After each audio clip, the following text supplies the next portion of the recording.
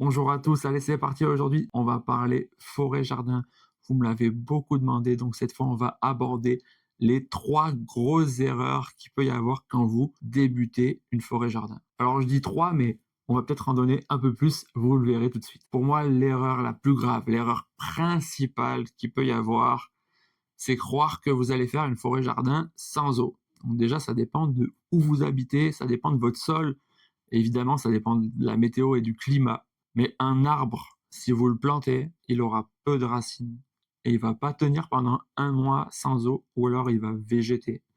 Et ça, c'est la plus grosse erreur que j'ai fait ici. C'est-à-dire que au début, j'ai manqué d'eau et donc mes arbres, je leur ai mis peu d'eau, ce qui fait qu'ils ont eu une croissance ralentie. Et ça, pour moi, c'est la plus grosse erreur que vous puissiez faire. Vous allez tous me sortir dans les commentaires, oui, mais il y a Pascal Pout qui fait.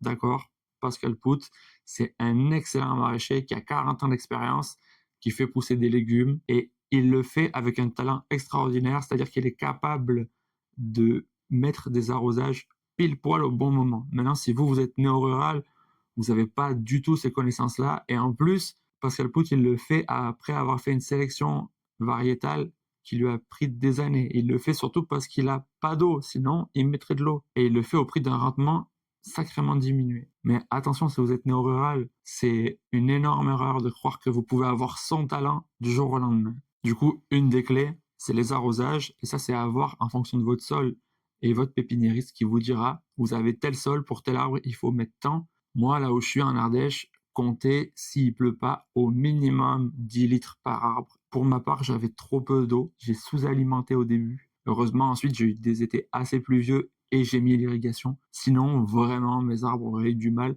Ils ont survécu, j'ai eu que 20% de pertes, mais vraiment, c'est la première énorme erreur. La seconde erreur, qui est moins grave, mais quand même, c'est de sélectionner des arbres que vous n'avez pas goûté avant. Vous pouvez franchement avoir de mauvaises surprises. Donc le meilleur conseil que je peux vous donner, c'est de trouver des pépiniéristes compétents qui ont de l'expérience et qui vont vous faire goûter les fruits. Faites très attention au choix variétal. Ne venez pas faire un copier-coller de ce qu'ont fait les agriculteurs parce que vous n'aurez pas du tout les mêmes besoins.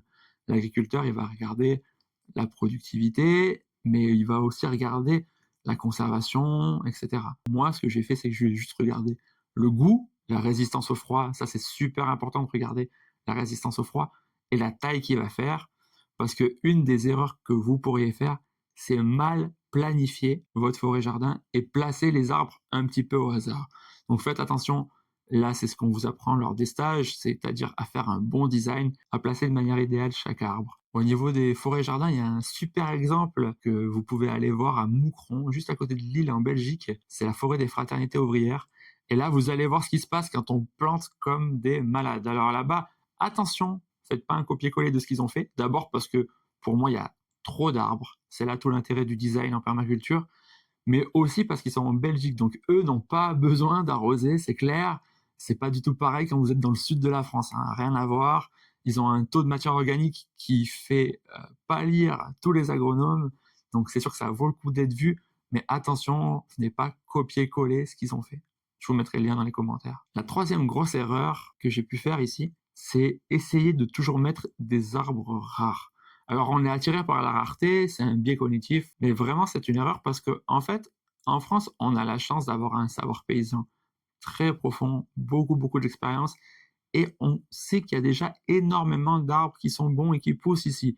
Pêchers, pruniers, abricotiers, pommiers, poiriers, amandiers, figuiers, noisetiers, noyers, enfin, il y en a des tonnes, vous les connaissez. Ceux qui poussent facilement chez nous, noisetiers et plein d'autres, ça sert à rien, franchement, de partir sur des espèces super rares. Alors, effectivement, ça nous fait plaisir, hein, mais quand au bout de 4 5 ans, on a nos premiers fruits et qu'on goûte ces fruits et qu'ils sont pas bons, bon. Donc, j'en reviens à ce que je disais tout à l'heure. Dans la sélection des variétés, faites attention, mais surtout, goûtez et n'allez pas forcément rechercher des choses extraordinaires comme des baies de goji ou ce genre de choses qui peuvent être sympas, mais au final, moi ici, je voulais juste être plus autonome et produire moi-même mes fruits et mes légumes. Et pour ça, pas besoin de variétés extraordinaires. Juste ce qu'il y a d'important, c'est d'être présent d'arroser, de faire attention à la plantation, de tailler si nécessaire, de laisser un sol vivant, de laisser le pourtour de votre parcelle vivant pour qu'il n'y ait pas trop de maladies et d'accompagner au mieux la poussée de vos arbres. Maintenant, si vous voulez vous lancer dans l'aménagement de votre terrain, ce qui est au centre de la permaculture, je vous conseille franchement de venir à nos stages. Ils sont à prix libre, n'hésitez pas. Je vous laisse vous inscrire dans la newsletter. Il y en a un par mois. Vous avez juste à laisser votre mail et vous recevez les dates automatiquement. Quand vous voulez, vous vous inscrivez. On demande une caution pour pas qu'il y ait de désistement, mais on reste en petit groupe. On est souvent moins de 15. Et l'idée, c'est qu'on puisse vous accompagner au mieux dans vos projets et que vous puissiez nous poser vos questions en temps réel. On va bosser sur cette planification, on va bosser sur plein de choses et surtout passer un bon moment ensemble. N'hésitez pas, ça reste à prix libre, vous donnez ce que vous voulez, vous n'avez pas besoin de vous justifier et ça se passe à Chabeuil, dans la Drôme, à côté de Valence. Je crois que tout est dit. Si vous avez des questions, n'hésitez pas à me les mettre en commentaire. Merci encore pour votre soutien, partagez, likez, etc. Vous le savez, les vidéos, c'est beaucoup de travail, mais vous me le rendez bien et je vous remercie pour ça. À bientôt. Ciao.